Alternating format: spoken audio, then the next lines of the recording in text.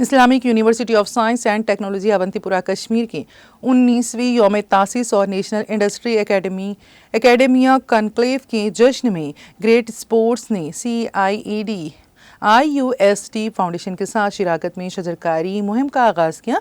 यह शजरकारी मुहिम IUST campus में हुई, जिसका इफ्तिताह श्री बलबीर सिंह SIDBI के नॉर्दर्न हेड ने किया है। इस दौरान IUST CIED के डायरेक्टर डॉक्टर परवेज अहमद मीर और ग्रेट सपोर्ट इंडिया के बानी फौजिल कबीर और मोहम्मद नियाज अल कबीर भी मौजूद रहे।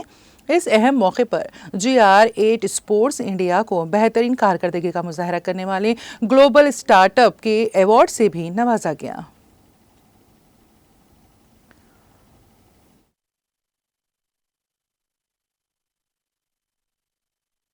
See, I'm representing Kashmiri Cricket Bat Manufacturers Association here, and we are a very large industry. If you will see, this is the largest manufacturing sector of J&K that employs around 1.5 lakh people. तो जब आप हमारा SOS call देखेंगे पिछले 3-4 साल का, तो जो हमने गवर्नमेंट को दिया है, that the willow is on the verge of extinction, the main raw material for the industry. और इसी सिलसिले में हमने सीड IUST फाउंडेशन, उनके डायरेक्टर साहब डॉक्टर परवेज मीर साहब, हमारे वाइस चांसलर साहब रमशू साहब, तो उन्होंने हमें सलाह दी कि लेट्स टेक ए स्टेप, और आज का बेबी स्टेप कल का एक बहुत बड़ा हमारे लिए एक रेवोल्यूशन आ जाएगा।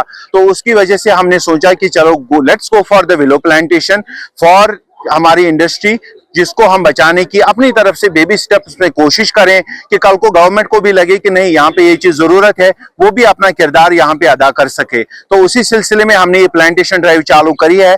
We are pledging to plant 10,000 trees this year, और ये हर साल बढ़ता रहेगा for the sustainability of the industry, और हमारी इंडस्ट्री को बचाने के लिए ये उसके लिए हमने एक इकदाम उठाया हुआ है।